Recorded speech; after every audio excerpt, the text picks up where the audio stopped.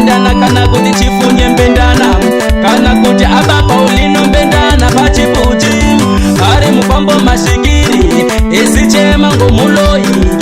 unoloya aba Paulino muzive kuti vakandofana yewe ufewo reketeketeketeke maboso madhodha aviyano zingoma lavo katizekisifaya mukoma mesheki mbendana vaviya vesiti Mwari munozviona here zvinoitika munyika medu tinochema Yesu vana venyu mukoma mesheki vositi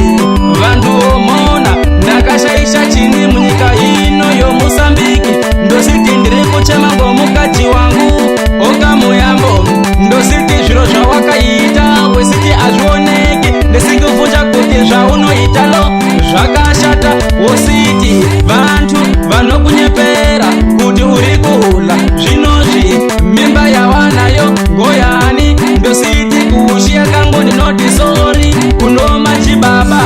nomachimbya washe angu ndesiti zvakaizwa ngomwanenyu zvino ndiwata ndesiti mukadzi wangu uri kufungenyi zvino ambondibvunjei kuti wakazoulalo naye wakaganya here ngokuti makati yeni ndiri mulombo so amba zvakanaka ndinoti vana vangu vese Eliza na Mary musachema manenge ngokuti masala muri nderera amusina amai so ndiri kuviyapo kuzomutola vana vangu vese musapera mweyo ndesitambisa ambiyana atekuru vangu kambendana vesiti Mwari nditungamirireni mu 2024 tesitongera mu 2025 mutori mu 2025 madhodha tokwede muchamache mukoma chifunye mbendana zvikazi ndinotambisa amai Eliza Ndlovu nomukadzi Marita Mashikiri nomwana Paulino na Mesheki tamba ingoma maboso madhodha mukuru nomuno kuna vana vokambendana madhodha reketeketeketeke mufaya mu 2025 woi tokwede mucham takachika kialo bluetooth mufaya aulom mu 2025 atipererwe madhodha natesexifaya zvakadiwe zvakanakanaka maboso rekete valoyi we ndinochema ndimwe valoyi we ndinochema ndimwe valoyi vanoloya mama vangu vakandofa newewo ufewo vanoloya mama vangu vakandofa newewo ufewo naye Mwari wangu munozviona here zvinoitika munyika muno naye Mwari wangu munozviona here zvinoitika munyika muno vana venyu tinochema munyika muno takasheshenyi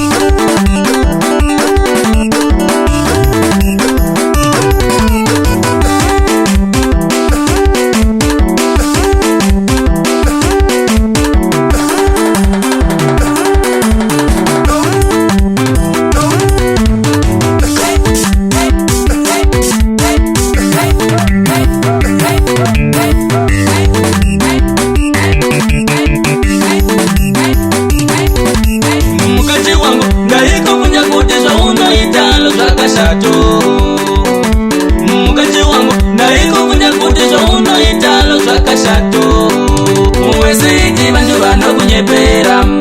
kuti uri kula mimba yafepi. Umwesiti vantu vanokunyepera kuti uri kula mimba yafepi. Vakashata madhodha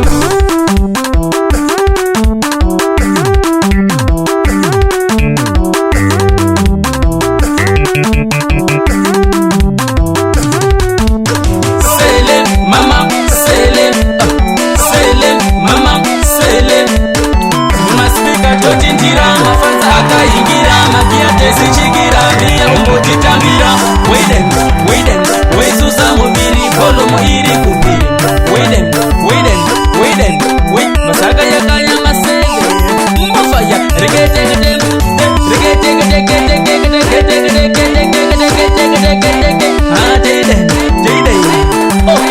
mofaya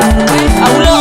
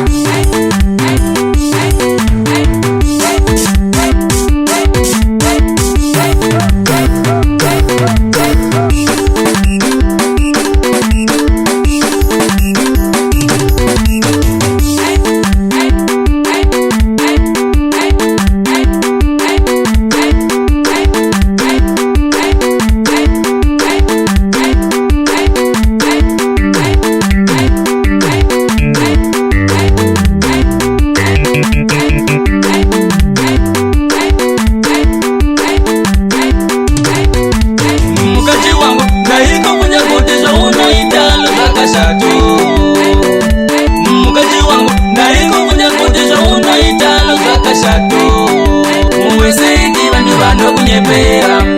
kuti uri kula mimba yafepi. Umwesiti vantu vanokunyepera kuti uri kula mimba yafepi. Vakashata madhodha